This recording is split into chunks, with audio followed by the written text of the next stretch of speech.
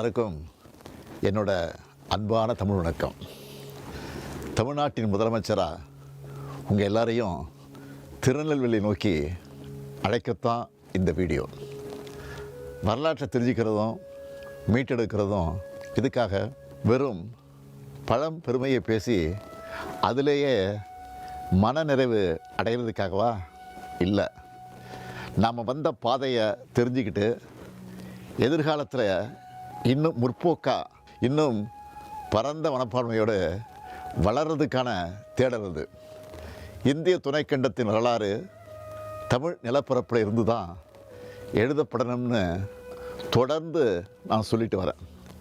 இது ஏதோ தற்பெருமைக்காகவோ மேடை அலங்காரத்துக்காகவோ பேசின வெற்று பேச்சு இல்லை. அறிவியல் பூர்வமான உண்மை இதுன்னு நம்ம திராவிட மாடல் அரசு தொடர்ந்து மெய்ப்பிச்சுட்டு வரோம்.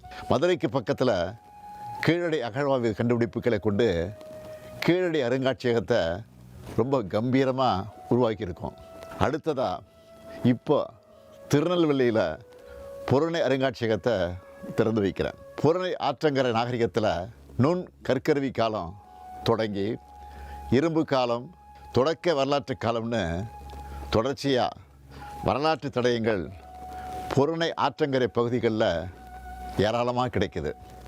குறிப்பிட்டு சொல்லணும்னா சங்ககால துறைமுக நகரமான கொர்க்கை பற்றி சங்க இலக்கியங்களில் முழுமையாக பார்க்கலாம். தாலமி, பிளினி போன்ற அயல்நாட்டவர்களும் இது பற்றி நிறையவே எழுதியிருக்காங்க. கொர்க்கையில் கிடைக்கக்கூடிய முத்துக்களை பற்றி சிறப்பாக குறிப்பிடுறாங்க. அதே போல் ஆதிச்சநல்லூர், சிவகலை போன்ற இடங்களில் இரும்பு காலத்தை சார்ந்த புதைப்பிட பகுதிகளும் மக்கள் வாழ்விட பகுதிகளும் கண்டுபிடிக்கப்பட்டிருக்கு.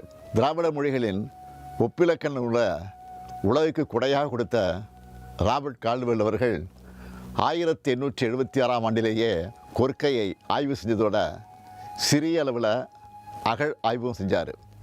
அதே போல் ஜாகர் அலெக்சாண்டர் என்பவர் 100 ஆண்டுகளுக்கு முன்பே ஆதிச்சநல்லூரில் அகழாய்வு செஞ்சுருக்காங்க. தமிழர் பண்பாட்டின் தொன்மையையும் சிறப்பையும் உலக அரங்கிற்கு கொண்டு செல்லும் முயற்சியில் நம்ம அரசு முழு வீச்சில் ஈடுபட்டு வருது.